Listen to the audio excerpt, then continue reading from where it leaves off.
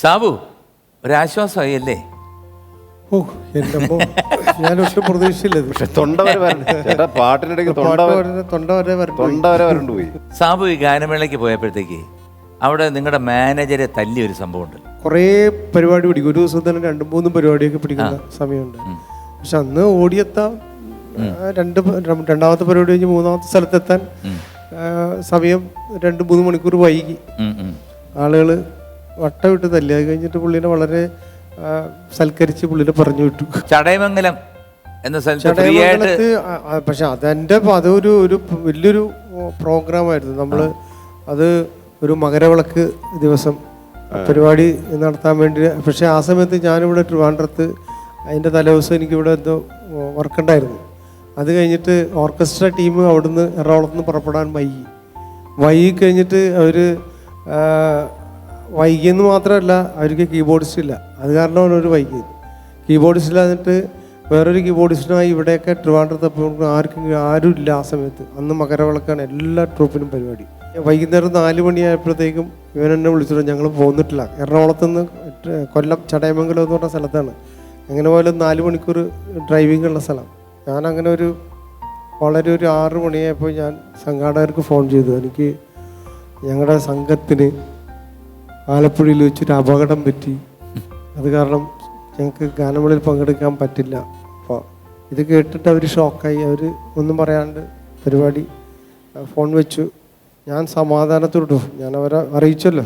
വെളുപ്പിന് ഈസ്റ്റിൽ ഫോൺ വരികയാണ്, മിസ്റ്റർ സാബു അല്ലാതെ നിങ്ങൾ എത്രയും പെട്ടെന്ന് നാളെ തന്നെ ചടയമംഗലം പോലീസ് സ്റ്റേഷനിൽ ഹാജരാകണം.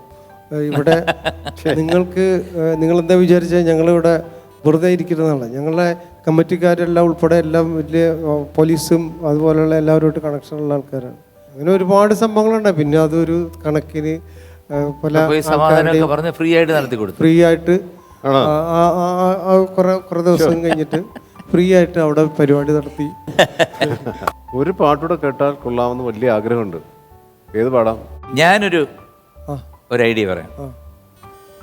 മനോജിന്റെ അച്ഛൻ സംഗീത സംവിധാനം ചെയ്ത നക്ഷത്ര ദീപങ്ങൾ തിളങ്ങി. എങ്കിൽ വലിയ സന്തോഷം.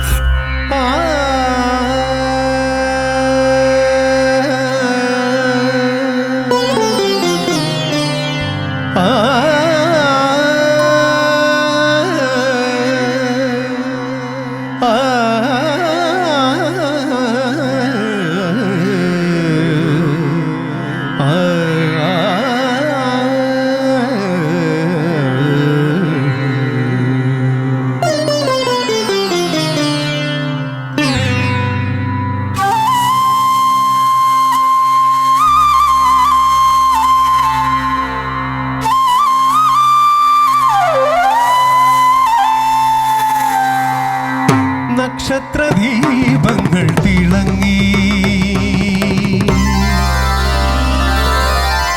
നക്ഷത്രദീപങ്ങൾ തിളങ്ങി, നവരാത്രി മണ്ഡപമൊരുങ്ങി. നക്ഷത്രദീപങ്ങൾ തിളങ്ങി, നവരാത്രി മണ്ഡപമൊരുങ്ങി. രാജധാനി വീണ്ടും സ്വാതി തിരുനാളിൽ, രാജധാനി വീണ്ടും സ്വാതി തിരുനാളിൽ, രാഗസുര സാഗരത്തിൽ നീരാടി. നക്ഷത്രദീപങ്ങൾ തിളങ്ങി, നവരാത്രി മണ്ഡപമൊരുങ്ങി.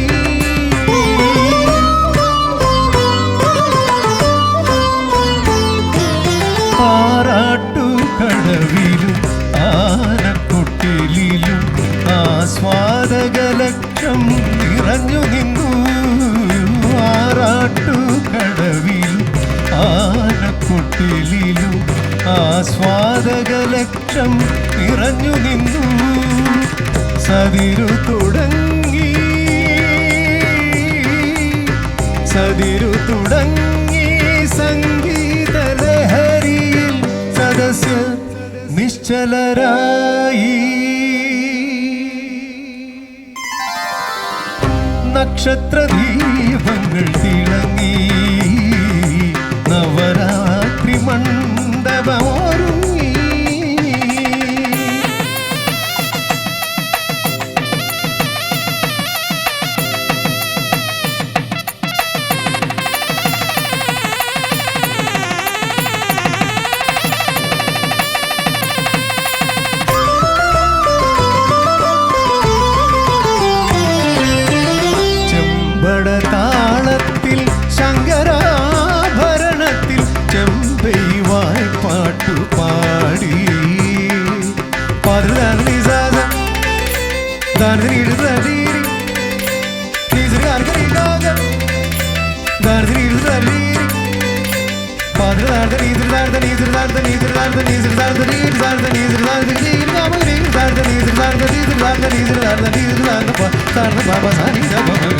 ചെമ്പട താളത്തിൽ ശങ്കരാഭരണത്തിൽ ചെമ്പൈവായി പാട്ടുപാടി വടിവേലു തിരുമുമ്പിൽ പണ്ടു കാണിക്ക വച്ച് വയലിനിൽ ചൗടയ്യർ ഖ്യാതി നേടി.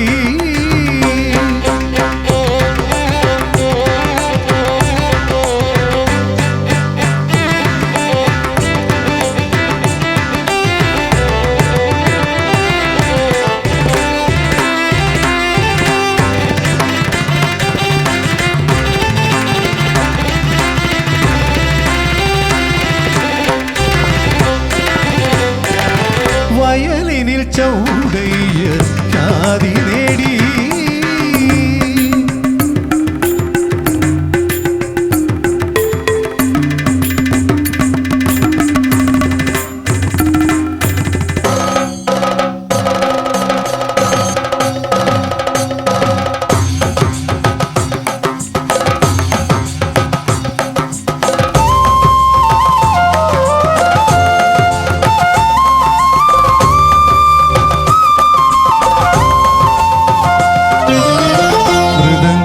പാലക്കാട്ടുമണി നീരലയ താളതരംഗങ്ങൾ ഉയർന്നെങ്ങും പ്രതിധ്വനിച്ചു.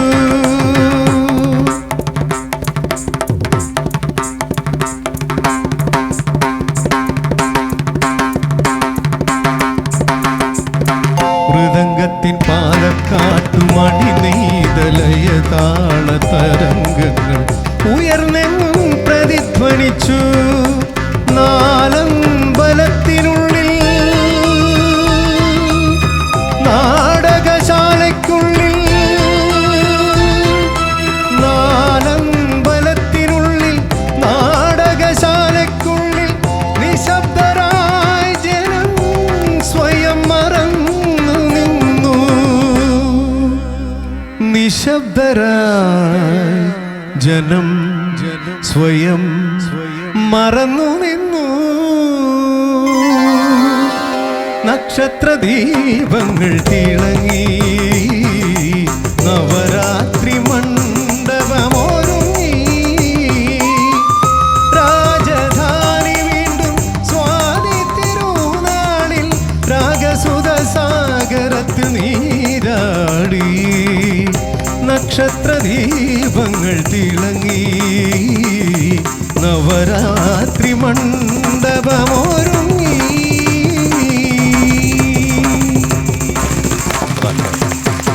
സബാഷ്. ഈ പാടാം നേടാവിന്റെ ആദ്യത്തെ എപ്പിസോഡിൽ തന്നെ അച്ഛന്റെ ഒരു സാമീപ്യം വന്നു, അച്ഛന്റെ ഒരു സാന്നിധ്യം വന്നു. എനിക്ക് ഒരുപാട് സന്തോഷമുണ്ട്. ഗുരു സാന്നിധ്യം വന്നു കഴിഞ്ഞു. തീർച്ചയായിട്ടും അത് വലിയ സന്തോഷമായി. അച്ഛനും കൊച്ചച്ഛനും ദാസേട്ടനും ചെമ്പൈസ്വാമിയുടെ ശിഷ്യന്മാരാണ്. അപ്പം ആ ഒരു ഗുരുസ്മരണ ഈ പാട്ടിലൂടെ കൊണ്ടുവരാൻ ശ്രമിച്ചു. വരികൾ അങ്ങനെ പറഞ്ഞ് എഴുതിച്ചതാണ് ചെമ്പൈസ്വാമിയുടെ സാന്നിധ്യം. അദ്ദേഹത്തിനോട് അന്ന് വായിക്കുന്ന പക്കവാദിക്കാരാണ് പാലക്കാട് മണി സാറും ചൗടയ്യ സാറും അവരൊക്കെ വായിച്ചിരുന്ന കാലത്തെ ആ ഒരു വിഷ്വലൈസേഷൻ തന്നെയാണ് ഈ പാട്ടിലൂടെ കൊണ്ടുവരാൻ ശ്രമിച്ചിരിക്കുന്നത്. 77 ഈ പാട്ട് ഒന്ന് വീട്ടിൽ കൊണ്ടുവന്ന് ടേപ്പ് റെക്കോർഡിലിട്ട് കേട്ട എനിക്കിപ്പോഴും ഓർമ്മയുണ്ട്. ഞങ്ങളൊക്കെ സ്കൂളിൽ പഠിക്കുകയാണ്. അപ്പോൾ ഇങ്ങനെ ഇട്ട് കേട്ട് പല പല ടേക്കാണ് കേൾക്കുന്നത്. ഈ അതിന് ആ സാധനമില്ലേ, എനിക്ക് ജന്മത്ത് പാടാൻ പറ്റില്ല. അപ്പോൾ അതിങ്ങനെ പല പല ടേക്ക് കേട്ടു. അപ്പൊ എനിക്ക് മനസ്സിലായില്ല എന്താ ഇങ്ങനെ. അല്ല ഇത് ശരിക്കും പറഞ്ഞാൽ ആ ഒരു ശൈലി ശരിക്കും ജയമാഷിന്റെ മാത്രം പ്രത്യേകത. അല്ല അതെവിടെ നിന്ന് കിട്ടി? ചെമ്പൈസ്വാമിയുടെ ശൈലിയാണത്. ഒരു കല്യാണ കച്ചേരി ദാസേട്ടൻ ഇരുന്ന് പാടുന്നതായിട്ടാണ് സീൻ. അവിടെ ജോസ് പ്രകാശ്, സുകുമാരി ചേച്ചി ഇവരൊക്കെ വന്നിരുന്ന് കേൾക്കുന്നതും ദാസേട്ടൻ സ്റ്റേജിൽ ഇരുന്ന് പാടുന്നതായിട്ടാണ് ഈ പാട്ട്. നിറകുടം ഭീം സിംഗിന്റെ സംവിധാനം. അതിനകത്ത് എല്ലാ പാട്ടും നല്ലതാ. വേറൊരു പാട്ട് അതൊരു 2 ലൈൻ പാട്.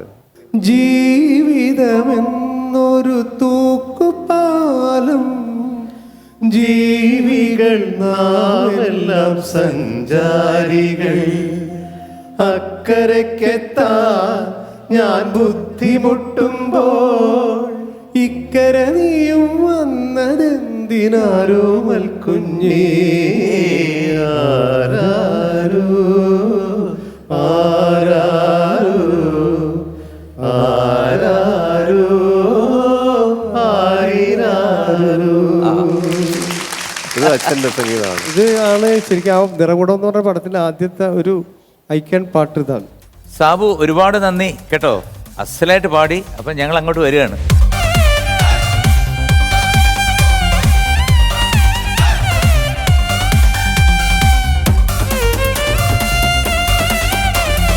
പാടാം നേടാം പണം നേടാം എന്ന സംഗീത ചാറ്റ് ഷോയുടെ ആദ്യത്തെ എപ്പിസോഡ് ഇവിടെ പൂർണ്ണമാകുകയാണ്. കലാഭവൻ സാബു അസാധ്യമായിട്ട് പാടി. നിങ്ങളുടെ വിലയേറിയ അഭിപ്രായങ്ങൾ ഞങ്ങളെ അറിയിക്കണം. അമൃത ടിവിയുടെ വകയായിട്ട് സാബുവിനെ ഞങ്ങൾ ആദരിക്കുകയാണ്. ആദരിക്കാൻ വേണ്ടി ഞാൻ ശ്രീ മനോജ് കെ ജയൻ്റെ അടുത്ത് അഭ്യർത്ഥിക്കുന്നു.